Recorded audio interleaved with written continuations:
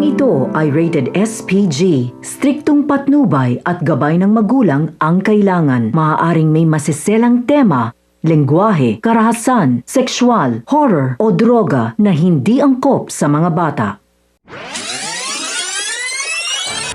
Kapamilya, nandito na naman tayo para maghatid ng pinakabagong kaganapan sa paborito at nangungunang serye sa primetime, FPJ's Batang Quiapo. Alam kong excited na kayo, kaya hindi ko na patatagalin. Pero bago tayo magsimula, kung bago ka pa lamang sa akin channel, baka naman makahingi ng like, share at subscribe. At syempre wag mo na rin kalimutang i-click ang notification bell para lagi kang updated sa mga pinakahuling eksena at pasabog sa Batang Quiapo. Sa mga suki at masugid nating taga-subaybay, maraming salamat sa inyong walang sawang suporta.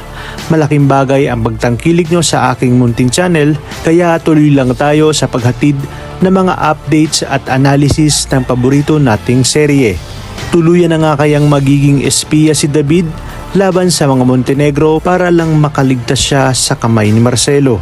Nasa alanganing sitwasyon si David pero nagawa pa rin niya mag-isip ng paraan para hindi siya tuluyang mapatay. Ating aabangan kung ano ang magiging desisyon ni Marcelo. Tatanggapin niya kaya ang alok ni David o mas pipiliin niyang wakasan na ang buhay nito? Hindi na rin natiis ni Tinding ang ginawang pagkulong sa kanila ni Doña Bettina sa kwadra.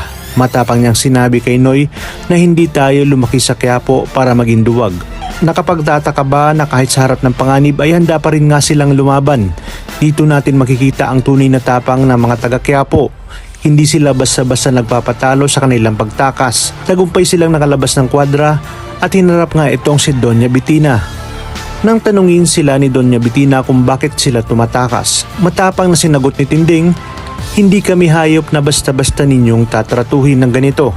Hindi nagustuhan ni Doña Bettina ang tapang ni Tinding, kaya't akmang sasaktan niya ito. Pero hindi nagpatinag si Tinding. Nangyari ang mainit na palitan ng salita at pisikal na pananakit. Ngunit dumating si Don Facundo at naawat ang dalawa. Galit na galit si Don Facundo nang nalaman niya ang pagtrato ni Doña Bettina kina Tinding at Noy. Sinabi pa ni Tinding na hindi na siya makakatiis at tuluyan na nilang iiwan ang mansyon. Habang nag-iimpake si Tinding ng kanilang gamit, nagpasaring si Pasing at sinabi na sa wakas umano, mawawala na rin ang mga peste sa mansyon. Pero hindi ito pinalampas ni Tinding. Sinakal niya si Pasing at may pagbabanta na kapag hindi ito tumigil, tutuluyin niya na ito. Makikita natin dito ang kakaibang mukha ni Tinding kung saan makikita na matapang, palaban at handang ipaglaban ang kanyang dignidad. Sa kabilang banda, patuloy ang mainit na bakbakan ni Ramon at ng grupo ni Mr. Villegas. Dito tuluyan ang nalaman ni Ramon na si Don Facundo Caballero ang sumulot sa kanya dahil sa mga mababang offer nito para sa mga produkto. Muling nabuo ang plano ni Ramon. Ituloy ang kanilang transaksyon para dito na niya bubulagain si Don Facundo. Pero lingid sa kanyang kaalaman, nakatunog na itong si Don Facundo. Sinabi ni Don Facundo kay Mr. Villegas na si Marcelo na lamang ang makikipagkita para sa susunod na transaksyon dahil may mahalaga nga siyang lakad. Nang malaman na ito ni David, agad niyang sinabi kay Ramon na mukhang nakatunog si Don Facundo. Dito na nga nagsimula ang sagupaan na magkabilang panig. Habang nagpapalitan ng mga putok, napansin ni Marcelo na naroroon si Don Julio. Muling bumalik sa kanyang isipan ang lahat ng mga pang-aapi at pagmamalupit ni Don Julio sa kanya nung nakaraan. Lalo na nang ito ang naging hadlang sa pag-iibigan nila ni Olga. Dito na siya nakakita ng pagkakataon para maghiganti at tinamaan nga itong si Don Julio. Nang makita ni Olga ang nangyari, napasigaw ito ng sobra sa takot at galit.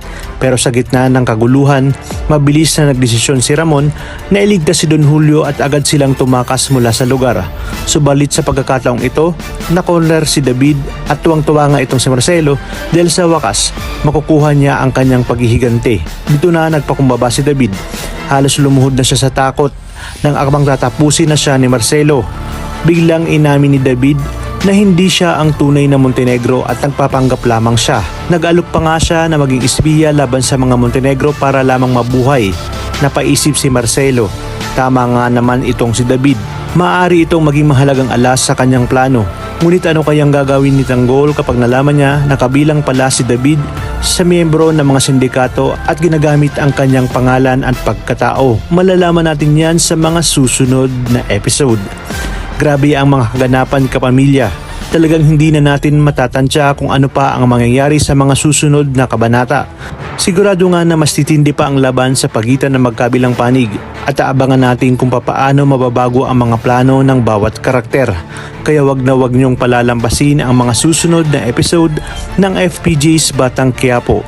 Para lagi kang updated, siguraduhin mo na nakasubscribe ka na sa channel at i-click mo na rin ang notification bell. Maraming salamat sa walang sawang panonood at suporta at pagpalain tayong lahat, kapamilya.